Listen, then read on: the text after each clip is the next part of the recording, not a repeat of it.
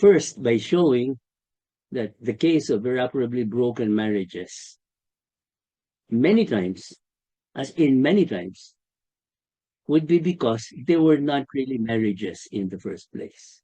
The reason why they didn't work, the reason why they're problematic was because there was something lacking. There was a defect from the very beginning. I like cooking, right? And it's not that I cook all the time. I do it as a hobby. Sometimes maybe once every week or once in 2 weeks, or sometimes even less, because you can imagine how busy a priest would be. But I often cite this example. Imagine if you are presented with a kare-kare, no, which is in Filipino cuisine, to my mind, is the most sophisticated Filipino dish, no, which is native Filipino, because all the rest are either Chinese, Thai, or Spanish, or whatever fusions. But the kare-kare is very, very Filipino. No?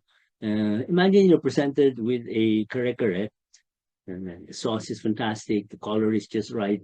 But then when you dig into it, you realize that the buntot is not a buntot, but rather a piece of garden hose. And then you wonder, okay, there's no amount of sauce, there's no amount of color, there's no amount of taste that will make this kare-kare, because this is not oxtail. Or even put it another way, nowadays there are plenty. You go to restaurants and you'll find beef kare-kare, they will say, or what do you call that? Seafood kare-kare. Well, okay, fine. So they have reduced kare-kare to a way of flavoring, a way of cooking, but that changes the whole idea. Kare-kare has it's a traditional dish. It has a specific composition, the proteins of which should be buntot, oxtail, and tripe. If you're going to put some beef into it, well, okay, that's a recent invention, but the traditional dish of kare-kare will have to have oxtail and tripe. And if it doesn't have that, then it's not kare-kare anymore. You can invent another name, but that's adjusting it. And that's what happens with marriage as well. Marriage has a specific content, and we're going to see that closely. And so therefore, if it's not that, if it doesn't have that content, then it's not a marriage. So what was it then? It's a fiction of marriage. And it's a job of the court, the competent tribunal, to declare it as such. Note, this is not an annulment. Definitely it's not a divorce, because there's nothing to annul and there's nothing to divorce, but rather it's a declaration that marriage never existed here. So what you have is a fiction of marriage. Now, of course, in order to do something like that, nobody can do that unilaterally and just claim, I think my marriage was invalid.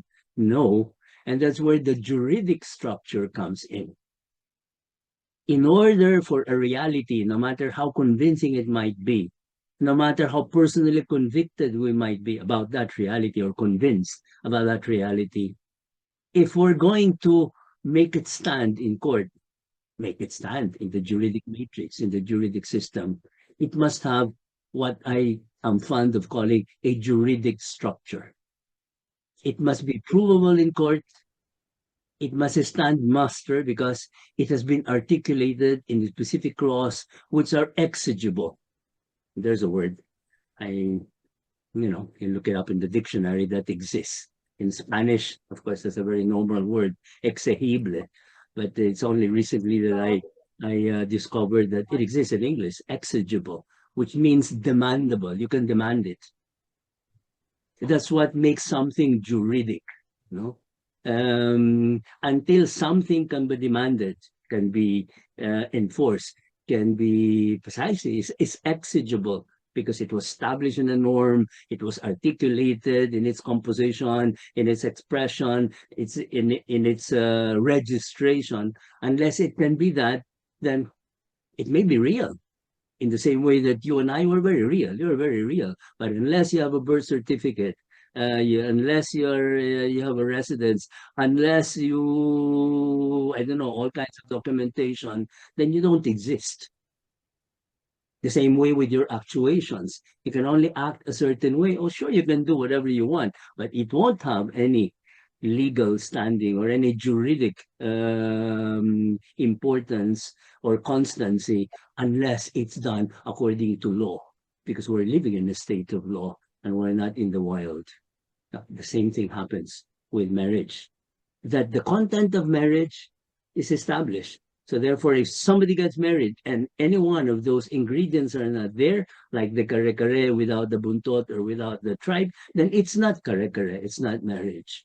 And it will have to be for the expert to declare, no, this is not kare-kare. And if you join a culinary contest with that, then you will be disqualified because you have invented something which does not follow the canons of cooking kare-kare, etc.